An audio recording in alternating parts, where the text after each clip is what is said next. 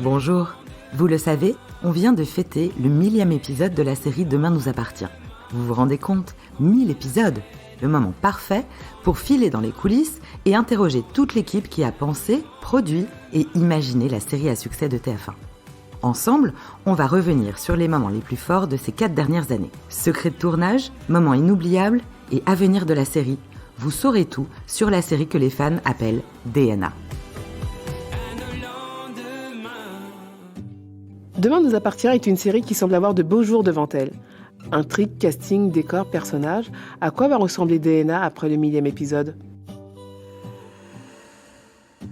On commence le 6e et dernier épisode de cette série de podcasts avec celle qui est aux commandes de Demain nous appartient. Il s'agit d'Aude Thévenin, la productrice. Bonjour Aude, merci d'être avec nous. En termes de développement, après ce 1000e épisode, qu'est-ce qui va se passer ? Il s'est passé beaucoup de choses, que c'est une année durant laquelle on a beaucoup réfléchi à l'avenir de la série, puisque la série a fêté son 4e anniversaire le 26 août dernier. Donc, on a réfléchi avec TF1 à comment on pouvait réinventer la série pour qu'on aille jusqu'à 2000, 3000 épisodes. Donc, on s'est repenché sur les fondamentaux de la série, qui sont très puissants pour nous, qui sont le polar, les héroïnes et toute la famille DNA. Et on a décidé d'agrandir cette famille. Donc, on a accueilli des nouveaux comédiens dans le casting, là, qui vont arriver à partir du mois de septembre. Et on a aussi repensé les décors, on a repensé la réalisation, on a repensé la lumière et le générique que les téléspectateurs ont pu découvrir à partir du 26 août. Donc, on espère que tout ça, ça va nous faire au moins 1 an d'avenir. Donc, pour l'instant, l'avenir, c'est maintenant, on va dire.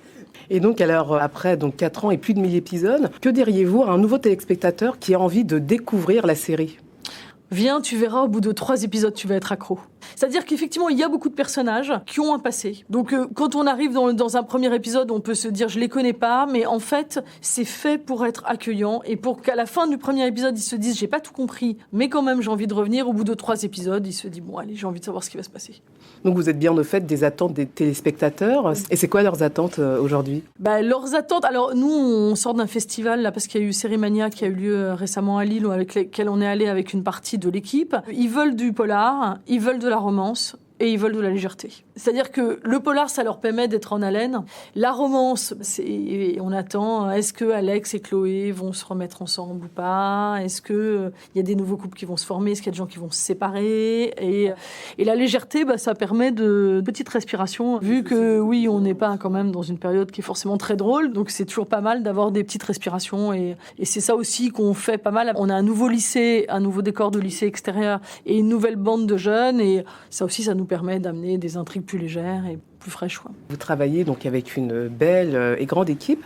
Est-ce que vous avez donc un joli souvenir à nous raconter à l'occasion des séances de travail ? Alors bon, il y en a plein. Le dernier beau souvenir qu'on a eu, c'est que la dernière semaine d'août, on a organisé une petite avant-première du 1000e épisode à 7.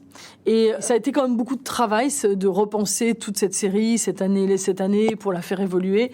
Et c'est toujours des très bons moments quand il y a des rencontres avec le public comme ça. Et donc ça, c'est très émouvant, c'est beau pour les comédiens et c'est un souvenir très chaleureux, on va dire. Il y a tout le temps des fans qui attendent devant le studio et il y a une grande proximité et chaleur entre la série et ses fans. Un moment donc inoubliable. Pas forcément le plus beau, mais en tout cas inoubliable. Un moment que vous n'oublierez jamais. Alors, il y a eu un beau moment, au moment où Laurie est revenue, parce que, à la fin de son arche, elle se décide de se suicider avec son amant. Et on a donc tourné ça en haut du Théâtre de la Mer de Sète. Donc, c'est une scène sur laquelle on a mis beaucoup de moyens. Donc, il y avait toute une machinerie, des doublures qui se jetaient en dessous, etc. On a eu une chance dingue, puisque on tourne en extérieur. Ce jour-là, la lumière était magnifique.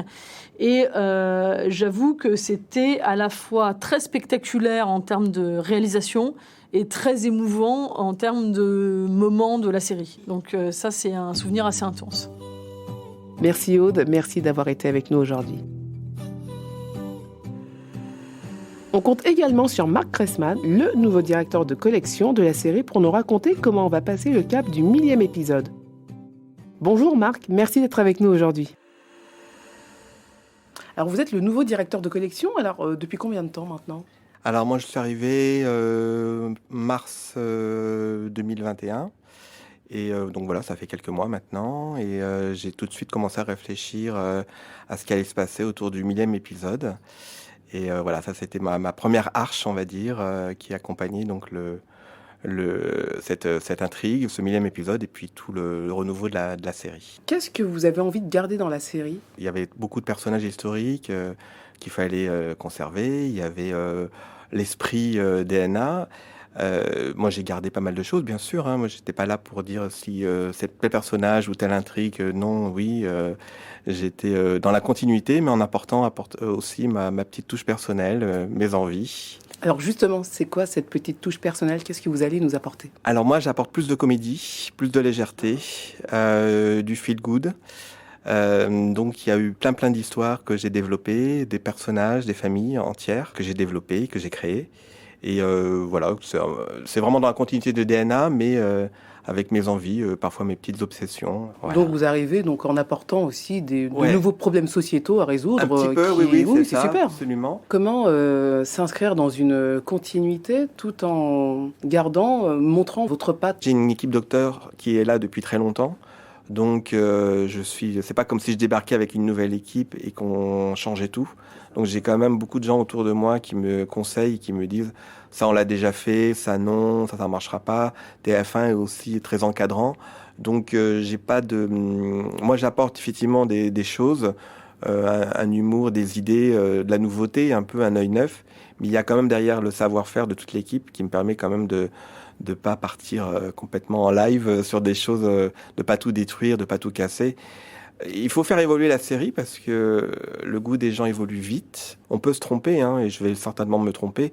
Mais bon, un épisode chasse l'autre et puis on fera toujours mieux ou moins bien, mais on avance et puis fait surtout être enthousiaste tout le temps pour que ça se voit à l'écran. Est-ce que vous avez déjà vécu des situations drôles ou inattendues ? Enfin, en tout cas, là, à ce stade du projet. Non, pour l'instant, c'est plus en écriture où je découvre que on va tuer un personnage et tout le monde est ravi d'un coup parce que ça va faire plein d'émotions et que le côté soap, par exemple, les auteurs, ils adorent. Et il y a ça dans la prise d'otage parce qu'il y a vraiment beaucoup de choses fortes. Et on se rend compte qu'en racontant des choses un peu horribles, un peu dures, on kiffe bien, quoi. Ça, c'est vraiment, j'ai découvert que l'âme humaine aime ce côté très, des émotions fortes. Merci Marc Ressman d'avoir pris le temps de nous répondre. Et nous, on continue avec Charlotte Gassiot, Audrey Roussel dans la série. Bonjour Charlotte, merci d'être avec nous aujourd'hui. Nous sommes enchantés. Donc alors, comment vous avez été contactée pour intégrer la série ? Je suis très flattée parce que c'est TF1 qui a souhaité que je sois dans la série. Et ils sont plutôt fidèles parce que je suis dans la série Sam depuis 6 saisons maintenant. Et voilà, ils ont eu envie de me faire participer à cette aventure et j'en suis très heureuse et flattée. Est-ce que vous pouvez nous présenter, donc juste en 2 mots, votre personnage ? Alors, le personnage d'Audrey Roussel, c'est une maman célibataire qui emménage à Sète avec ses 4 enfants. Il fuit la région parisienne parce que l'aîné a commencé à avoir une mauvaise fréquentation. Voilà, et on s'installe à Sète. Et là, l'appartement qu'on avait réservé, c'est une arnaque, il n'existe pas. Et le boulot pour lequel je m'installais n'existe pas non plus. Le salon d'esthétique a mis la clé sous la porte. Donc, elle est à la rue avec ses enfants. En quoi l'arrivée de votre personnage va apporter une dimension supplémentaire ? Dans les premiers épisodes que j'ai vus diffusés, je trouve que cette famille, en tout cas, amène pas mal de légèreté, même s'il leur arrive des galères. Mais c'est une maman qui est très mère courage et qui voit toujours le côté positif des choses, qui dit à ses enfants, d'accord, on est à la rue, mais on a vu sur la mer. Oui, voilà, c'est ça, je vois. Voilà le genre. Donc c'est quelqu'un de plutôt positif et je pense que ça fait du bien. En ce moment, avec toutes les prises d'otages, des choses comme ça, ça fait une petite touche de respiration. Voilà, un peu de légèreté, comme vous dites, et aussi un peu d'humour peut-être, ou un autre regard. Comédie, ouais. Voilà, c'est ça, donc c'est super chouette. Et un peu aussi de nouveaux enjeux sociétaux. Oui, complètement, parce que c'est la mère célibataire qui doit trouver du boulot. Et puis, dans la description du personnage, il est écrit qu'elle a fait presque tous les métiers du monde. Donc, cette femme, elle va, s'il faut aller faire n'importe quoi pour aller gagner 100 balles pour nourrir ses enfants, elle va aller le faire. Et moi, j'aime bien ça et j'aime bien montrer ça parce que c'est la vraie vie de beaucoup de femmes. En termes de tournage, parce que vous venez d'intégrer donc le casting, c'est quoi votre plus beau souvenir ? Eh ben, j'ai adoré rencontrer mes enfants de fiction. Ça a été un bonheur de rencontrer ces jeunes. D'abord parce qu'ils sont extrêmement talentueux et ils sont tellement sympas. Il y a un truc de complicité entre nous qui s'est fait immédiatement et qui continue. Je crois qu'à chaque fois qu'on a des scènes tous ensemble, on a un fou rire. Ma joie, c'est de jouer avec eux à chaque fois, vraiment. Est-ce que vous avez donc un moment inoubliable à partager avec nous? Notre premier jour de tournage, on est à la plage et on a eu un fou rire Vous dingue, voyons. mais vraiment, c'est-à-dire que mon maquillage a tellement coulé qu'il fallait tout refaire parce que je pleurais de Pleurer rire. de rire. Ouais, et voilà, moi, le fou rire à la plage avec mes enfants de fiction, c'est mon meilleur souvenir. Il y a eu des moments où vous avez eu peur, des moments de peur, de stress, d'incarner donc une nouvelle orientation donnée à ce programme qui marche très très bien. Ben, c'est un peu stressant d'être nouveau dans cette... ouais, effectivement, dans un programme qui marche très bien. Les gens ont peut-être pas envie d'avoir des nouveaux personnages qui arrivent puisqu'ils aiment ceux qui sont là. Donc, à nous de nous faire notre place aussi avec ma famille. J'ai l'impression que ça fonctionne, que les gens nous apprécient. Et en tout cas, nous, on est heureux d'être là. Ce qui dénote un peu des autres nouveaux, c'est que nous, on arrive, on a de lien avec personne. C'est-à-dire que nos autres nouveaux comédiens sont l'ex-mari d'eux, l'ex-femme d'eux, le frère d'eux, la sœur d'eux. Nous, on est une nouvelle famille, on n'a aucune attache à Seth, donc on se les crée. Et ça, c'est assez chouette parce que c'est très ouvert et il peut nous arriver plein de choses. Est-ce que vous avez le souvenir aussi d'une situation drôle en dehors des fous rires que vous avez eus avec les enfants, mais avec d'autres comédiens ou l'équipe technique? Aujourd'hui, on se rencontre avec Hector Langevin qui joue Bart. Ça se passe très bien. On passe un super moment. On a des scènes qui sont, je trouve, très bien écrites, des belles scènes de comédie.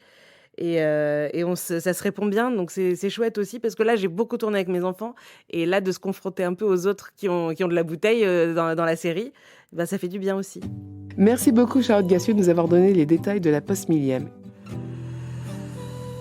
Et on termine avec Emmanuel Moir, recrue surprise de la série. Il va interpréter François. Bienvenue Emmanuel dans ce studio et dans la série.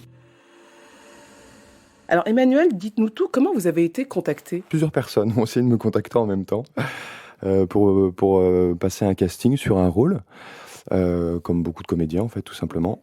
Donc j'ai été faire ce casting pour un autre rôle que celui que je vais interpréter. Mais les essais ont plu à la chaîne, mais j'étais pas assez le rôle pour eux. Et du coup, c'est la vie ça, quand tu passes un casting, voilà, tu corresponds ou tu corresponds pas.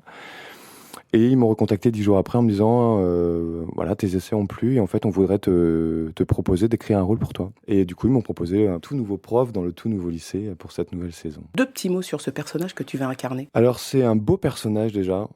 J'ai pris le temps de faire un peu le tour moi-même et de lui créer pas mal de choses, mais c'est un prof qui a vraiment le goût de la transmission, l'amour de ses élèves et qui considère que ce qui se passe dans la classe c'est quelque chose d'important, qu'il est en train aussi de donner vie à des futurs adultes. Il aime pas trop parler, il veut les faire parler. Il a envie qu'ils deviennent autonomes, que ça devienne des adultes responsables, intègres, qui soient en accord avec leurs pensées, qui la construisent en tout cas. J'aime bien sa philosophie de vie, j'aime bien le fait qu'il attache énormément d'importance au rôle qui lui est donné, c'est-à-dire d'éveiller ces futurs adultes et cette génération et ce monde de demain. C'est quoi votre plus beau souvenir? Vous avez commencé donc les tournages. Est-ce que vous avez quelque chose? Bon, je suis marqué par 2 choses. J'ai toujours cette envie ce syndrome du bon élève. Donc c'est vrai que quand j'ai commencé à tourner mon premier épisode, j'étais très stressé. D'un coup, j'ai débarqué, je découvrais aussi toute un peu l'ambiance d'un plateau et tout ça. Et moi, j'étais pas confronté à ça. Ça a été un grand moment d'émotion, ça, pour moi, pour voir concrètement que j'étais en train de jouer pour la première fois un premier rôle. Et ce qui était chouette, c'est que j'ai déjà vécu des super moments de scène avec les comédiens qui jouent les élèves. Le prof, dans une classe, il est comme un artiste sur scène. Il faut qu'il capte son auditoire. C'est un challenge un peu pour moi. Et ça dépend pas que de moi. C'est-à-dire, il y a mon rapport avec le comédien individuel, avec l'élève, qui joue vraiment un comédien, et le rapport avec le collectif de la classe. Et ça, il faut que ça prenne aussi, comme dans la vie. Sinon, je pense que je ne peux pas jouer si ce partenaire n'existe pas. Emmanuel, qu'est-ce qui va changer après ce 1000e épisode?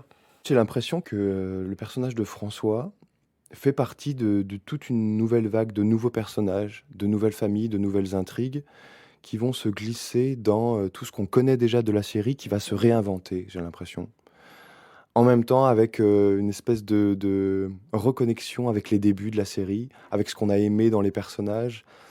Donc c'est un subtil mélange. En tout cas, moi, j'incarne vraiment tous ces nouveaux personnages, ces nouvelles familles, ces nouveaux rôles qui vont venir apporter, servir des intrigues, créer des intrigues, et résoudre des intrigues. Merci Emmanuel d'avoir pris le temps de nous répondre. entre ces deux prises. C'est la fin de cet épisode. Merci à toutes et à tous de nous avoir écoutés et à très vite avec les podcasts du groupe TF1.